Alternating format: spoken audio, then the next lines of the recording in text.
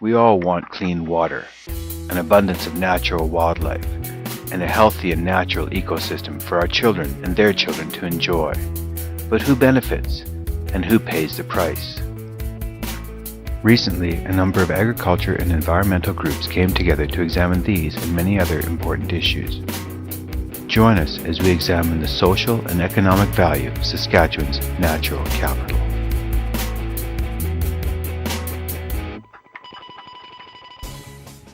Lonnie Scott is our next speaker.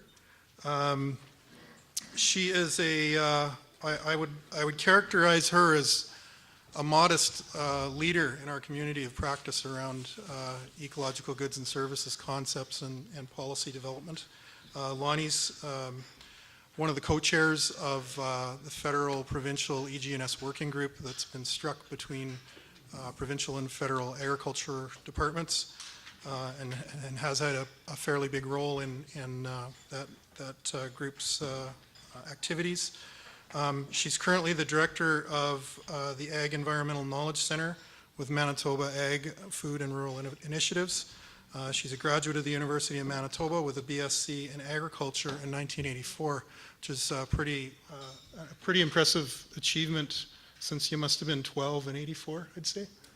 Anyways, Lonnie began work with the Manitoba Department of Ag in the fall of '84, and she's held various positions there since. Her husband Jim and their kids live on an acreage southwest of Morden. Lonnie comes from a farming background, so I think she brings those valued perspectives with her.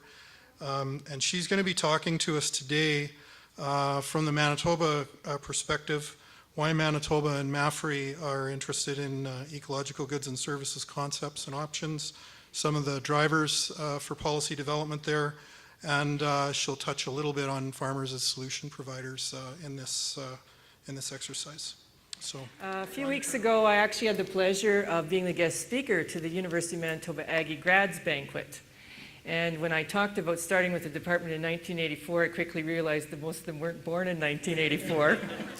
And they were graduating from university, so that was quite a reality check for me. So I'm going to talk to you a little bit today about ecological goods and services, a Manitoba perspective. And if I probably would have thought about this slide a tiny bit longer, I may have put a Manitoba agriculture perspective into the title because I will be focusing quite a bit on that. I'd like to talk to you a little bit today about some of our experience in Manitoba. How did we get into looking at this topic? And so why we've kind of been interested in this topic for agriculture for a long time. So I always think it's good to start with a little history because there's some practical reasons why you get involved in things from time to time, well, most of the time. So a tiny bit of history to start. Practically, since 1999, the Keystone Agriculture Producers, and Ian Wishart will be speaking to you later, has been knocking on our minister's door. And in 1999, they released a paper titled the Alternate Land Use Services, or the ALICE Project, and I know he's going to be talking about that, so I won't talk about it too much. So really, at that time is what really pushed us into learning more about this topic of EGS, exploring what the ALICE concept might mean. The Delta Waterfowl Organization became involved shortly after. In 2000, the Little Saskatchewan River Conservation District in Manitoba became involved in investigating the pilot project. And so that was really what jump-started us into this business. Now, in terms of early days, I mean, we in our province had a lot of interest very early on from the ag sector in looking at, particularly at that time, annual payments for environmental services. And so started asking for some funding for an ALICE pilot project. And certainly at that time, it was just beginning, complementary ongoing work by Environment Canada, many NGOs looking at natural capital. And certainly I do remember, because I was in Halifax the first time that the ag ministers talked about this topic on their agenda, and that was September of 2004. And they were in Prince Edward Island, and it's been on their agenda every single time since. And our minister raised it at that time, and there was a lot of excitement around the issue that the ministers of agriculture were going to be talking about a topic such as this.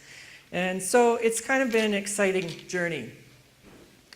Why are we interested in Manitoba? Now I can put back, I am a farmer's daughter, but I do work for the provincial government, and I work for Manitoba Agriculture, Food and Rural Initiatives. So why are we interested, really? One of the things we're becoming increasingly interested in exploring is the idea of agriculture as a solution provider for societal issues, particularly in environmental areas. It makes me wonder about the connection, which a lot of us have read about here, the Millennium System, yeah, the ecosystem report, talking about, is there linkages between healthy landscapes, healthy people? And do we start to look at that in particular? I think there's some linkages there. When we think about agriculture as a solution provider, it makes me think of the question that was raised just a little earlier in how do we empower ourselves to participate?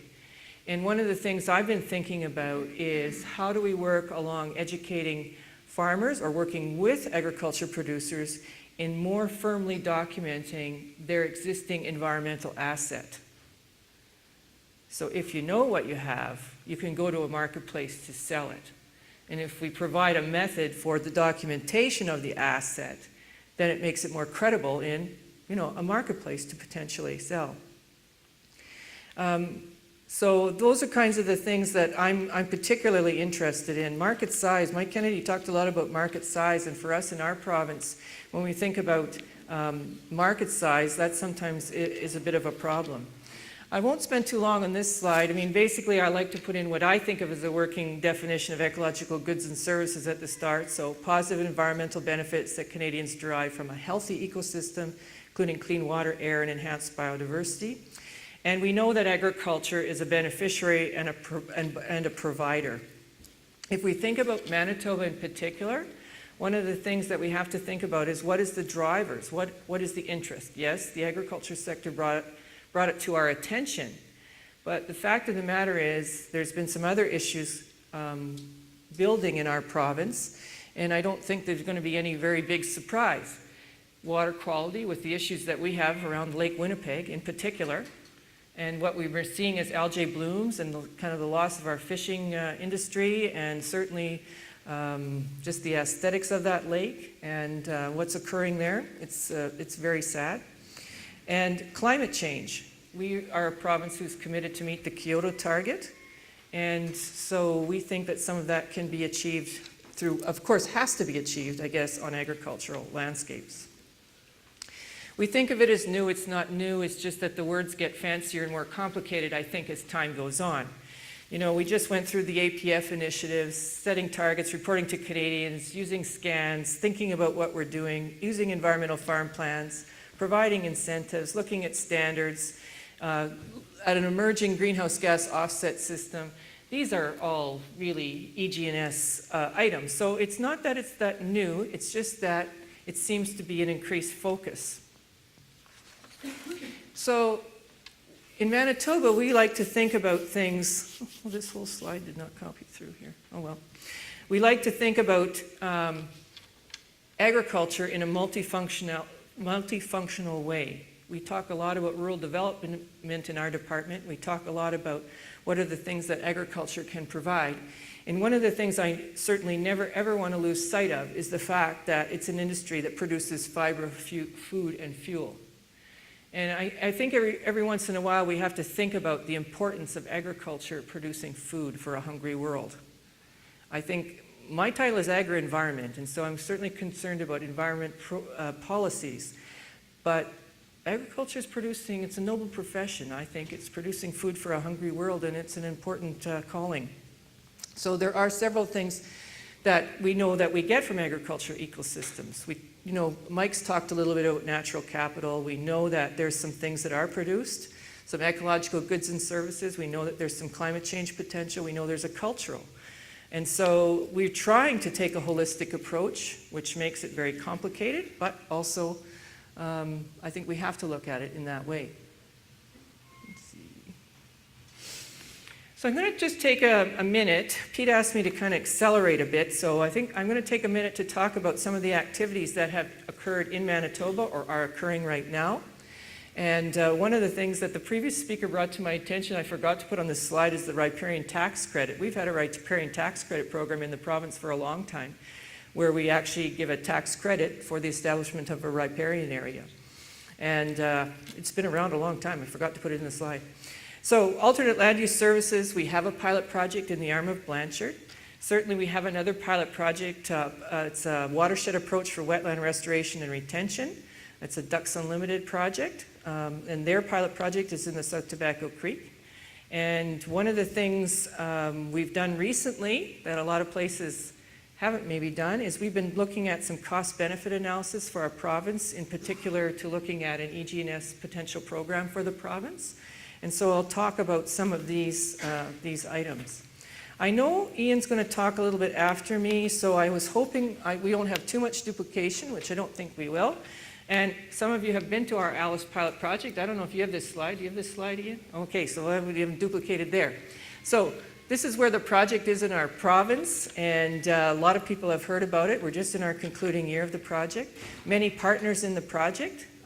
Mike talked a lot about stakeholder participation. A lot of partners in this project. CAP, the arm of Blanchard, actually invested money. Delta Waterfall, MAFRE, MASC, the Manitoba Ag Services Corporation, the Manitoba Habitat Heritage Corporation, and there were several others. So partnership-wise, it was quite successful.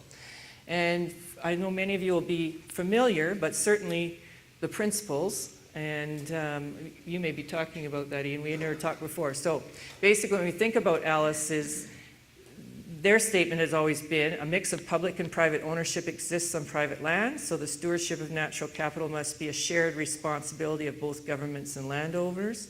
Stewardship and conservation are services and should be assigned a fair market value. Alice recognizes payments for the maintenance of existing natural assets and providing incentives for improvements. And farmers and ranchers are in the best position to deliver EGS on their lands. And the Alice project should be audited by trusted farm organizations and monitored by existing institutions that have expertise and experience. A little bit of the background.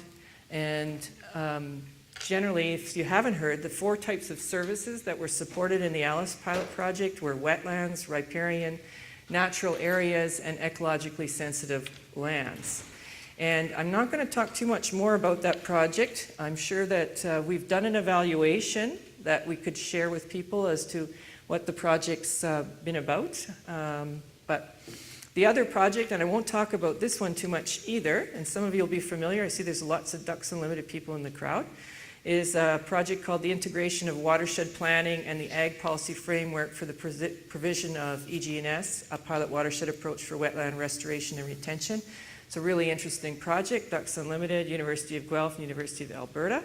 I'm actually going to be flying back early to Manitoba because we're going to have a bit of a meeting to hear some early findings on it. So I'm quite excited about hearing that project. Share a little bit with you about the objectives. In that particular pilot, looking at integrated economic and wetland watershed modeling to estimate restoration and retention costs and water quality benefits of prairie wetlands. Calibrate and validate the prototype modeling system to fit into conditions of a representative watershed, and applying that prototype to prioritize wetlands for restoration and retention. So prioritize, it's very interesting to me because that's one of the big gaps we have. How do we choose where we want to focus our efforts? And any tool that we can develop that will help us to do that is of value. One of the things, I'm going to give you a few highlights from our cost-benefit analysis, see if it's of interest to you. I will tell you that this, the whole document is posted on the Manitoba Agriculture website. And so any of you who would like to read the whole document and see what our consultant told us about potential programming or cost-benefit for our province, that's where you can find it. We commissioned the George Morris Centre to help us take a little look at that. We felt the task was kind of overwhelming in terms of looking at developing a program. And the objectives of this particular cost-benefit analysis were to look at the costs and benefits of a potential EGS program with consideration to the various regions of Agro-Manitoba. We asked them to take a look at the nature and extent of potentially EGS qualifying lands in our province and across the regions. We asked them to help us describe the potential environmental and other benefits from a program and the main environmental practices involved. So we actually asked them for quite a lot. We also asked them to take a look at program expenses for us in a ballpark way for low, medium, and high adoption rates on the qualifying lands. Estimate the value of environmental and other benefits resulting from a low, medium, and high adoption. To help us develop an analytical framework that we could use to compare the costs and benefits of the various scenarios that we wanted to investigate. And we gave them the task of recommending to us an approach for staging the introduction of an EGS program based on cost-benefit parameters. Our minister has been quite vocal in talking about developing a provincial-based EGS program for the province, and so we asked this consultant for some of their recommendations. I'm going to give you some very kind of broad summary from that study. We do know, after looking at it, that a broad EGS program across Agro-Manitoba will require a very large budget. We talked before about how it has to be a combination maybe of public and private investment. It's going to cost quite a bit of money. We did see through the study, though, that the investment of this money would be a positive net benefit to citizens of Manitoba. And we know that the costs of the program are highly variable depending on program parameters. So things like wetland values, commodity prices, those types of things. And opportunity costs do drive overall the potential program costs. The other thing that we heard from the study that we should consider is levels of funding and any particular uncertainties with government budgets being approved on an annual basis or in the life of a particular party, and the long-term securement of funding as an issue. Landowner perceptions of what programs would be. What are the public perception and the relationship to the ag sector? Some of this has been talked about before. Uncertainty in terms of the program design with respect to the science and market realities. Difficulties in selecting areas to target for our program delivery. We asked them specifically, we did this through focus groups, written surveys, and phone surveys. We did request them to pursue this issue a little more aggressively with stakeholders, and that was about targeting. But it was unproductive. They had a hard time getting people to really say, well, this is how we should prioritize, where we should be investing the money. Administrative costs, program delivery. They did recommend some additional things that we think we'll be looking at in terms of research. Comparing the research with a very targeted BMP program for a very specific environmental issue. So an example here is perhaps intensified manure management programming. Examine environmental issues more closely at a watershed level and compare across watersheds. We know more and more that work is being done on a watershed level. Looking not at the provincial perspective, but doing another cost-benefit analysis based on a local or a targeted area. And additional research on the current wetland values in Manitoba proved to be a bit of a gap. It would help us to improve the estimation of the benefits of the program and could have significant policy implications. We found the valuation of wetlands as a difficult thing, or an agreement on how to set a value on wetland, which of course is difficult. Again, this full report is on our website, and I'd encourage you, if you would like to look at it, you can find it there.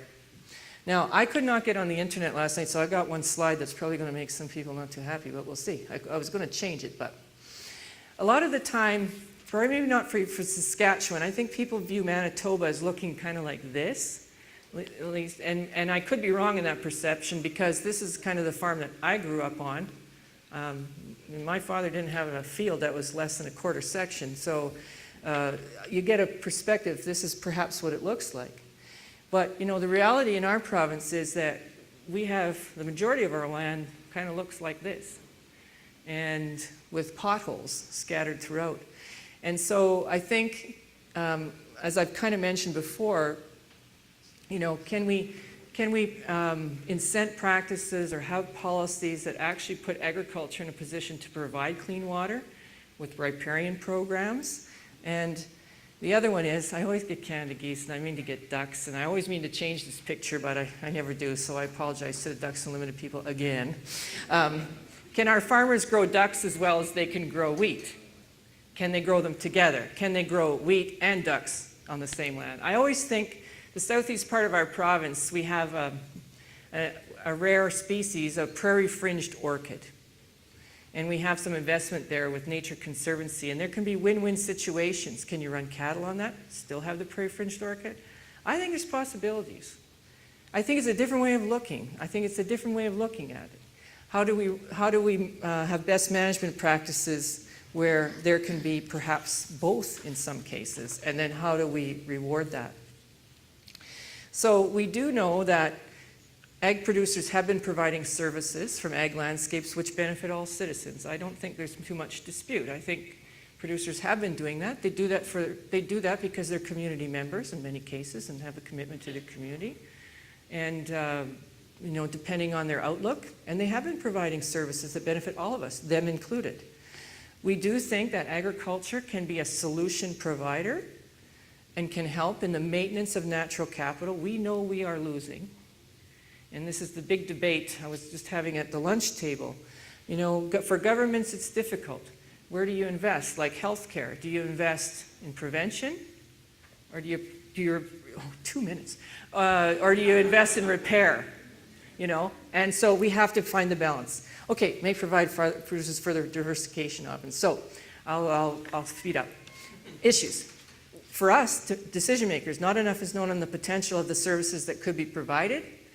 We know that payments should be for the production of a well-defined ecological good and service. There's no way I can go to Treasury Board unless I can define what I'm asking our government to pay for. And there's more work to be done there. Monitoring and measurement is difficult and sometimes unproven. There is limited funding. There's not a never-ending list of funding. Partnerships, I think Mike talked about it. We're all in this together. It's difficult. Partnerships are absolutely difficult. I think they can be over. It takes time. There are some challenges. I think in many cases these programs are viewed as farm income support programs. And if they're viewed that way, I don't think they're going to ever go anywhere. I think we have to define a service we pay. There is a thing that we found in the Alice pilot project is that if you're going to sign a contract to deliver an environmental service, then you better deliver it, just like you sign a contract to deliver a load of canola. It's the same thing. And sometimes people don't view it as seriously, but it is. We certainly need some more research. And again, challenges in partnerships. I was reading the paper in the plane on the way here this morning, and there was an interesting quote. Bertrand Russell said, "My sad conviction is that people can only agree about what they're not really interested in." And I thought, wow, I got to write that down because, it's easy to come to consensus on something you don't really care about. When you care about it, man, it's going to be hard to reach it. So, conclusions. I think it's an exciting initiative. I think there's lots of possibility. It excites me all the time to keep working on it. We know that governments need to provide this framework. I think it's our responsibility, consulting with stakeholders, to provide that so it will flourish. I think we can work towards a balance, but there are lingering questions. They're important. What are the policies that are going to really encourage land managers to provide the EG&S? How are we going to get societies and consumers, businesses to invest? And governments really need to facilitate the environment for this to be maintained.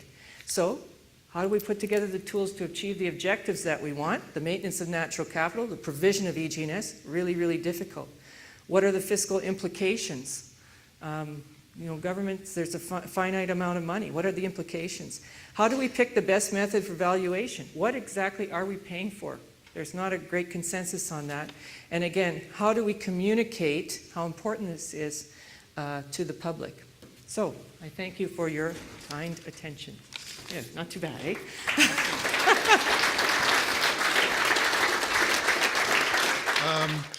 So with that, I think we have time for a couple of questions, if there are any, and then we're going to break for coffee. Again, I'll remind you to use the mic, please, and give your name and organization. Norm Hall with APAS.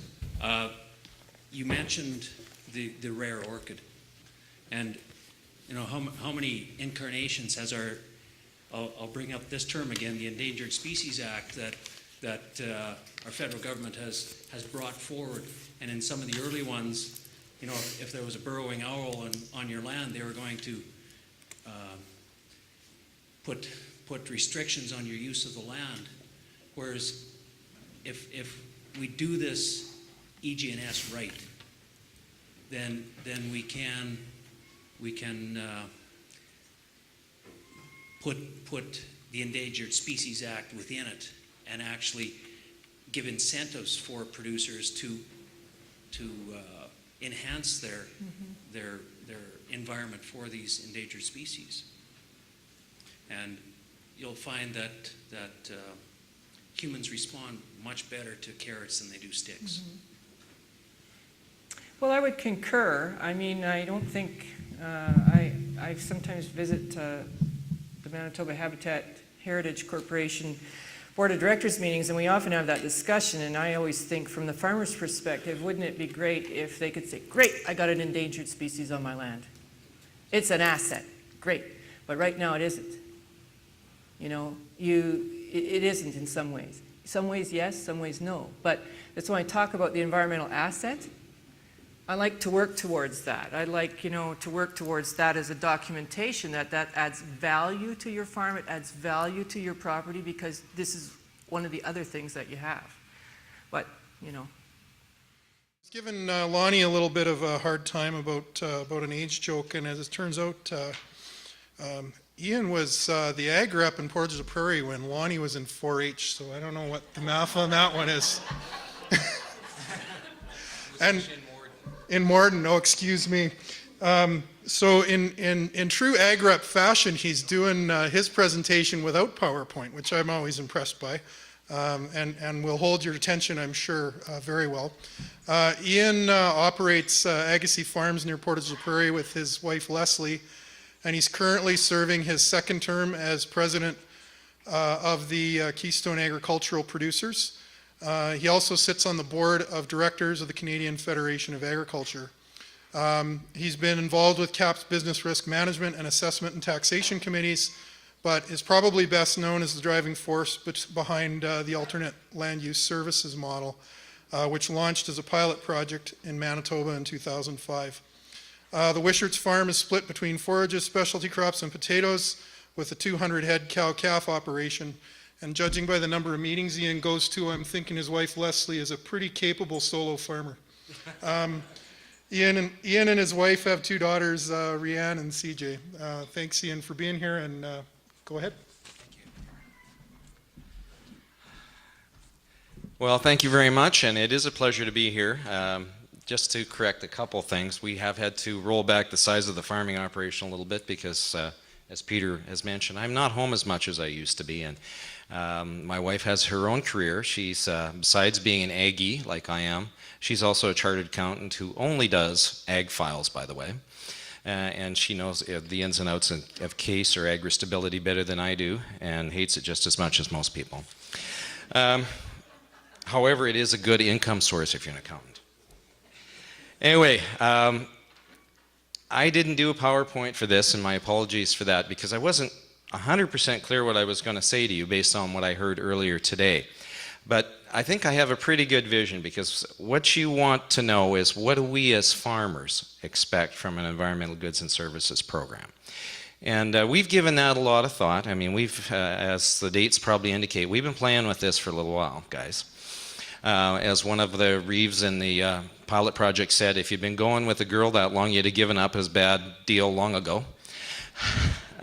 But we have stuck with it, and we've made some progress. And when you look backward, going to 1999, we actually aren't that far offline as to what our timelines would be. I mean, we were all about building awareness way back in 1999, introducing what we thought was a really new concept.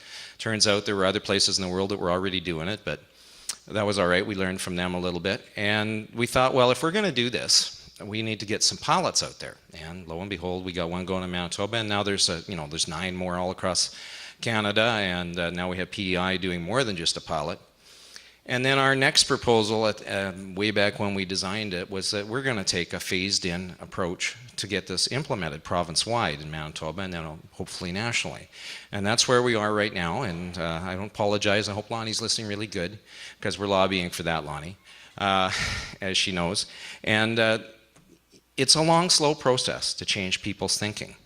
And that's really what this is all about. We're trying to change people's thinking, not only in the farm community, because we certainly run into people that don't want to do anything environmental if they can help it, but also in the public in general and in the government, both elected and not elected, in the bureaucracy. And we've made significant progress, and that's why you're all here today.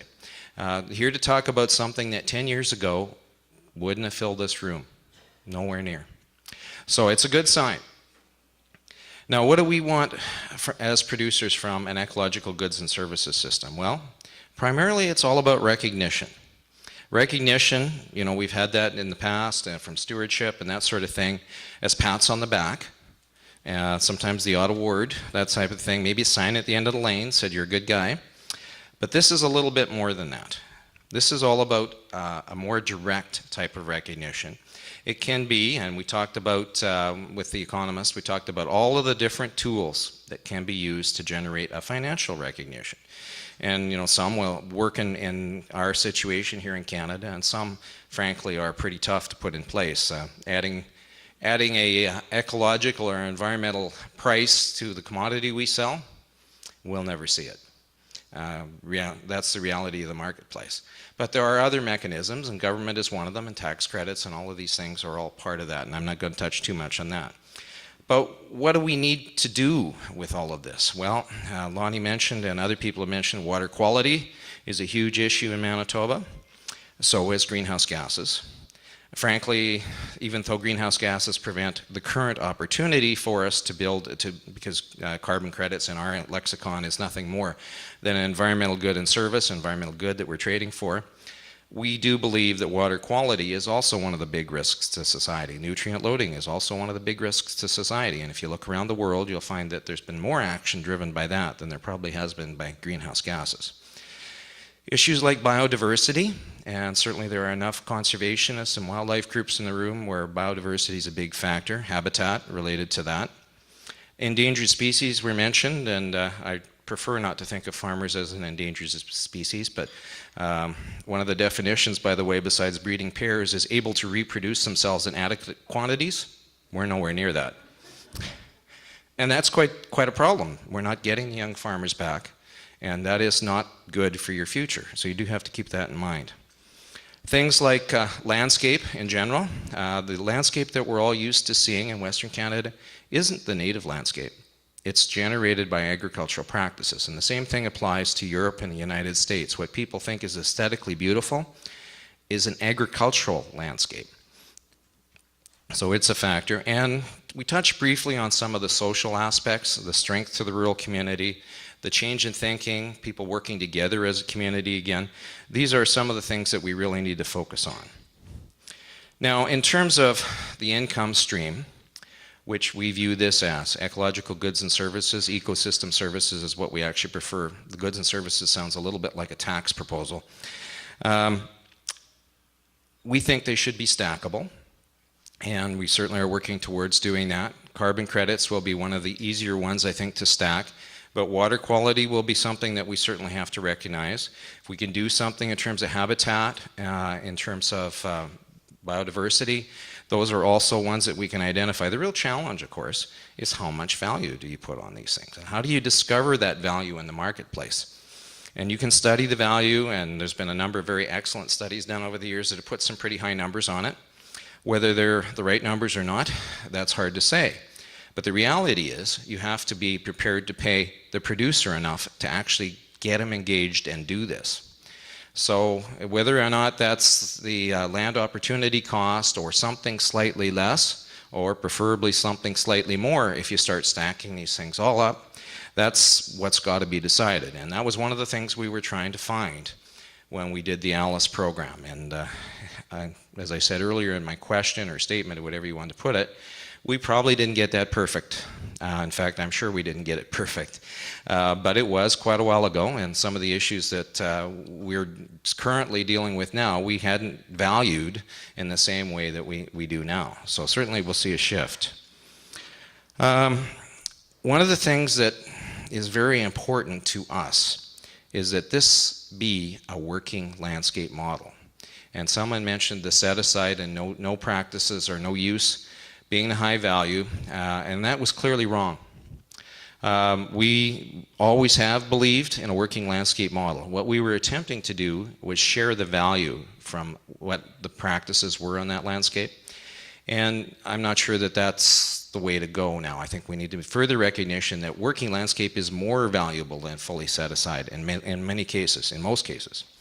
So that's something we had to look at. In terms of the rest of the income stream, what do we need? We need something that is reasonably predictable. We can live with a bit of market variation. We do that all the time, right? We know how commodity market works probably better than most people, as we do deal with it all the time. But it needs to be somewhat predictable. You need to know that if you provide this type of service, you're going to have so many tons of carbon offsets to sell, and you're going to get some value, whether it's an absolute hard value, for the other services you provide. So predictability is a factor. The auction concept has some attraction for many because from a government perspective, you get the lowest cost, right? But what you actually end up doing is making producers bid against one another, compete against one another. Is that a community building process? Not really, is it? Think about that. So we have some real reservations about whether that will provide us with what we want. I think a more solid proposal basis, if you do these types of services, this is the number you look at. Yes, farmers may walk away from that in some cases, but the bid basis, it might be some real problems. One of the reasons it's worked in Australia is because water rights are most often attached to it. They hold water rights differently than we do here. We don't want to go down that road. I don't think it's worked particularly well for them. If you've been following the drought process they have down there, the Australian government has had to go buy farmland to get water rights. Now that really doesn't look like a policy success in my lexicon, that's for sure. But what we're really trying to focus on is build a fee-for-service approach from the farm community. We provide this service for this fee. The question of where we get the fee from, that's up for discussion. Certainly there's a need for government to play at least an initial role in establishing that marketplace, but there are opportunities to build on that. From private industry, from NGOs, from other people with an interest in changing the landscape. That's something we can start from and go from there. One of the other problems you run into when you start building these types of programs is very, very quickly they get way too complicated. It has to be reasonably simple and very clear in the economic message sense. Remember, we are creating a brand new marketplace. You don't start a brand new marketplace in a very complicated format. You start it simple and then you build in the intricacies down the road. So start simple and work from there. The other thing that is a hard one to sell to farmers too is we have to be able to show the public that we can demonstrate what they got for their dollars. It has to be auditable. And that's frankly, one of the more unique things about the Alice proposal is we actually were prepared to do that. And that's one of the reasons we use Manitoba Ag Services, the Crop Insurance or Production Insurance Agency, because of their capability to do that. And that was a very useful process. I mean, it wasn't without lots of issues. You get people running around the landscape counting how many hillocks there are, how many bulls there are at certain times of the year. And altogether that popular with the farm community, you know, a little intrusive. But it is a necessary reality. If we're going to get public dollars for these types of services to the farmer, to the landscape manager, he's got to be prepared to put up with some level of audit. And having spent some time on the Crop Insurance Board in Manitoba in the past, I know that considered to be about a 10% audit rate is considered to be good enough. So that's high enough. It's certainly intrusive enough, but it's a realistic number, and it isn't that terribly expensive to do, so we can do that. The scarcity issue, and that was mentioned by and I think he's gone, our economist friend from the, which institute? I can't remember. Yeah, Pembina Institute, thank you. The scarcity issue. And scarcity will drive price, there's no question about it. But they've got to know it's scarce. And one of the big problems is in this whole urban-rural split is they don't understand what's going on that rural landscape very well anymore. Even on the food, certainly on the food issue, they don't even understand it. But if you start talking about environmental issues, they're really lost very quickly. And if we wait for scarcity to drive this, they will notice when the last valuable item is gone. Way too late. So we cannot wait that long. Now, if we have to sell that message to them, fine. We're certainly prepared to do that. But I mean, scarcity, though it is a factor in valuing this and pricing, we cannot wait that long. Now, I mentioned earlier the working landscape model. I think that's absolutely imperative. We have to get the approximate values right. We have to target a little bit. Non-targeted is not a good approach, and we have to make this fit under the WTO green banner. Really isn't that hard to do as long as you're paying attention and making it generally available. This whole rural-urban thing, it's a real problem. The divide is increasing to a high degree, and we certainly have to spend a lot of time and effort on this. But this provides us with an opportunity to go to them and talk about more than just the food, fiber, and fuel that we produce, the environmental benefits. And we can tell them quite a good story, because we know from past practices that we have been doing a lot of these things for a long time. So this is, I see this more as an opportunity than a barrier. But we certainly have to work with that. The preservation of natural capital, and we can get into a really long argument about whether it is cheaper to create new or preserve old. But anybody who's in business knows darn well what the answer to that question is. It is easier to preserve what you got. The question of how do you value that, and how do you show that a farmer is actually doing something, that's the issue that we always seem to get hung up. Just on maintaining, and I'll pick on Ducks Unlimited because I know the room's full of them, and the acres that you own have a maintenance fee attached to them. It costs you money to maintain them. You're not shy about putting that down on paper, and in fact that's something that public that supports you should be very proud of, that you actually are looking after those acres. You don't just buy them and set them aside and let them rot. And I think that's the same sort of thing we recognize the farm community for, that we are maintaining this. It is not a stand back and let it happen approach. And the more you get us engaged on this, the more we can not only maintain it, but we can enhance it. There's little things that you can tweak, and almost every farmer, if you sit down with them, he knows what he should be doing with that piece of land or the improvements he could make, but the marketplace doesn't send him any of those signals. And that was talked about earlier. So we need to change all that, send the signals in the marketplace.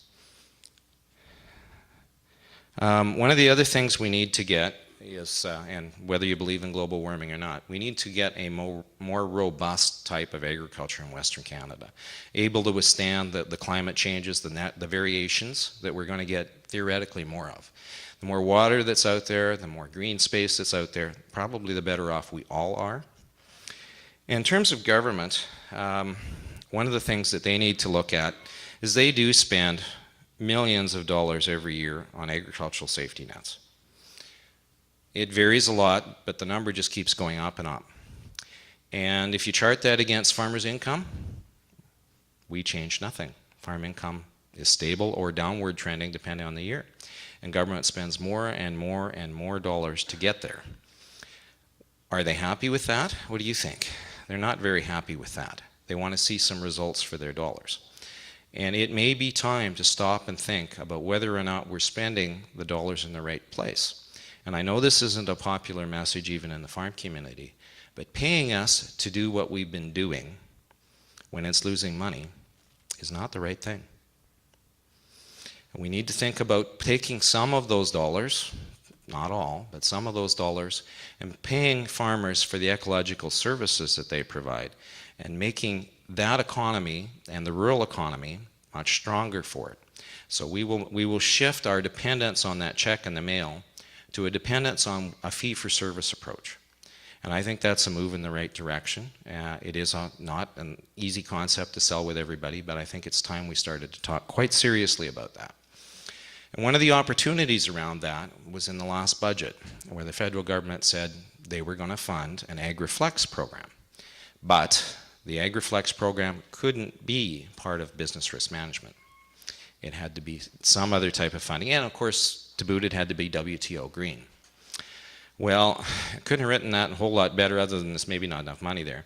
But you know, it's certainly what we wanted to talk about in the direction we wanted to go. So that's a good opportunity, that, and including things like carbon credits and the fact that we hope to begin to move on that, provides us with, as several speakers have said, a really key opportunity timing-wise. And just to sum up here, timing is the issue.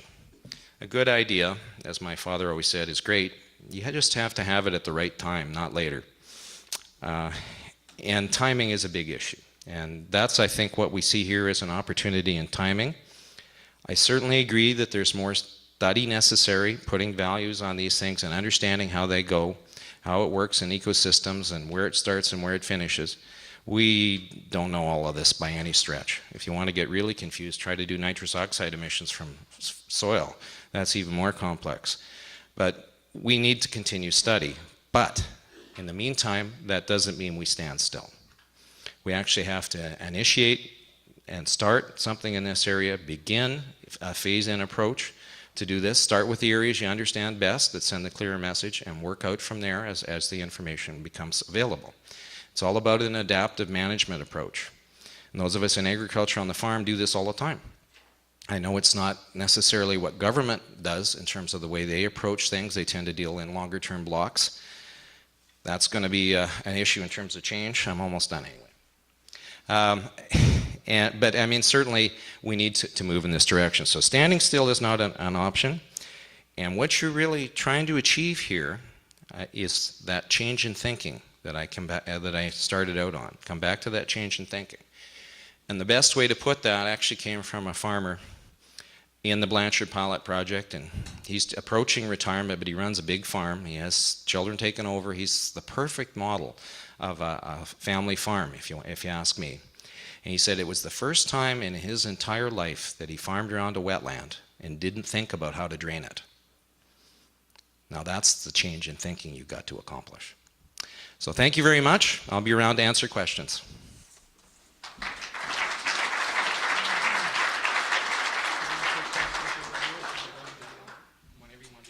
Let's take a couple of questions. We are going to have a Q&A at the end of our session this afternoon, but we'll entertain a couple questions for Ian right now. So the floor is open. Please use the mic. Give us your name and your organization. Cynthia Edwards with Ducks Unlimited. Ian, I just wondered, given what you've learned in the pilot project and your experience in looking at other ecological goods and services programs, both in Canada and internationally, what are your thoughts on how it's treated as either a commodity, so should it be pay for the service, or pay for the land base that provides that service? So is it and I know it's not probably a clear answer, but do we talk about the wheat that we produce or the field that produces the wheat, and what are your thoughts on that? Well, in the other marketplaces, we talk about the units we produce, right? The food, fiber, and fuel. But this one is a service. So yes, it's acreage based because that's the unit that is easiest for us to measure in, but it is the service that we provide. And that's what you need to audit to show the service. Now, sometimes that's as simple as going out there and making sure so many acres of this type of practice is in place. But this is a service-based approach. I liken it to some degree to getting a ride in, from the airport in the cab. You're not buying the cab, you're paying for the ride. So, and that's what I thought you would say. But so given that, does that get around the issue of paying for what's there already versus restoring natural areas? Well, and that certainly goes a long way to explain the paying for what already exists, what's already been maintained. We didn't adapt this to that fact. That's how we started this. It was a fee-for-service approach. And if you want to be, real capitalist, it's business principles applied to environment. That's what it is. So it's a service-based approach.